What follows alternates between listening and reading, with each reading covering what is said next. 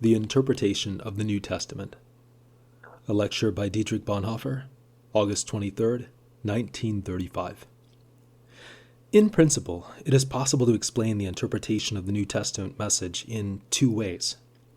Either the biblical message must justify itself in the present age, and must therefore show itself capable of interpretation, or the present age must justify itself before the biblical message, and therefore the message must become real. Where the question of interpretation is put with that uncanny urgency that we know so well indeed, is the central question of theology. It is always bound to serve the first purpose. The New Testament is bound to justify itself in the present age.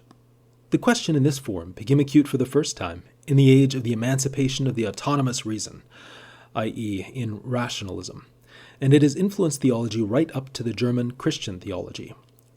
So far as rationalism was nothing but the emergence of the hitherto latent claim of persons to shape their own life from the resources of the world at their disposal, the question was one that implied the human claim to autonomy, i.e., autonomous persons who would at the same time profess Christianity, demands the justification of the Christian message before the forum of their autonomy. If this succeeds, they call themselves Christians. If it does not, they call themselves pagans.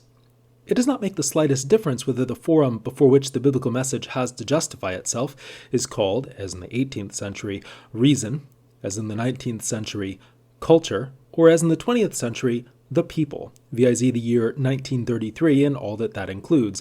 The question is exactly the same. Can Christianity make itself real to us, just as we are? It is exactly the same urgent need of all those who would lay claim to the name of Christian on any grounds, be they those of reason, of culture, or of politics, to justify Christianity in the present age. There is exactly the same presupposition, namely, that the Archimedean point, the firm starting point which stands beyond all doubt, has already been found, be it in reason, culture, or the idea of the people, and the movable, questionable, uncertain element is the Christian message.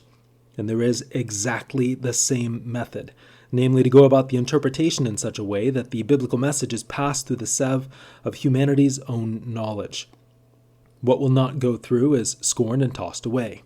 The message is trimmed and cropped until it fits the frame which has been decided, and the result is that the eagle, with its clipped wings, can no longer rise and fly away to its true element, but can be pointed out as a special showpiece among the other household animals.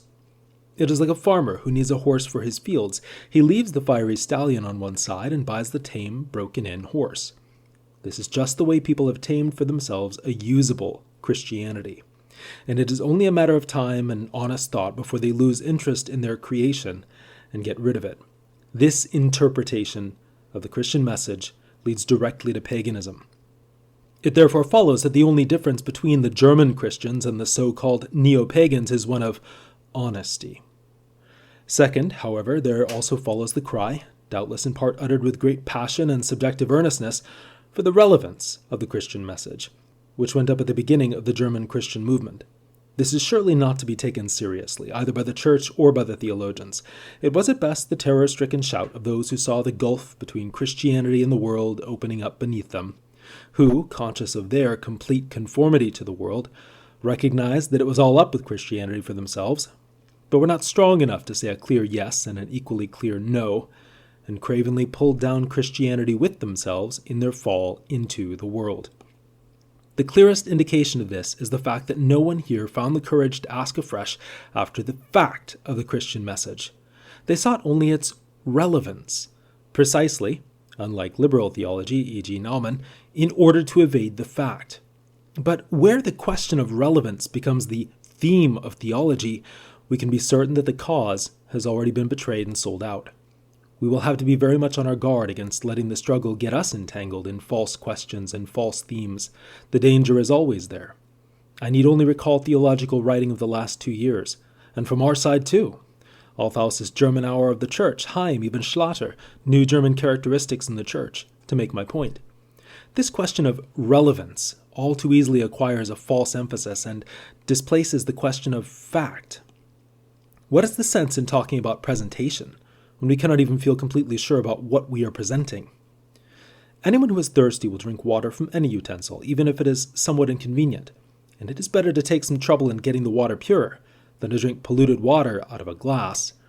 Anyone who is thirsty has always found living water in the Bible itself, or in a sermon in fact based on the Bible, even if it were a little out of date. And it is an acknowledgement of a dangerous decadence of faith if the question of the relevance of the message, as a methodological question, becomes too loud. Anyone really concerned with the salvation of his or her soul has found that Luther's German version of the Holy Scripture still best fulfills the demand for the presentation of the gospel in a German way. Here is Christianity, which is both real and German. That should be enough of the negative side of the definition for the moment. Now the positive significance of this question of interpretation can be put in the right light. The intention should not be to justify Christianity in this present age, but to justify the present age before the Christian message. Interpretation then means that the present age is brought before the forum of the Christian message. In other words, that the question is of the fact, the value of the Christian message, instead of being of the character of the present age, as in the false concept of relevance. True relevance lies in this question of the fact. It is felt of the fact itself that where it is really expressed, it is in itself completely and utterly It is felt of the fact itself that where it is really expressed, it is in itself completely and utterly relevant. It therefore needs no other special act of interpretation, because the interpretation is achieved in the fact itself. This, however, is only so because this fact is the concern of the New Testament. Because the fact here is Christ and his word.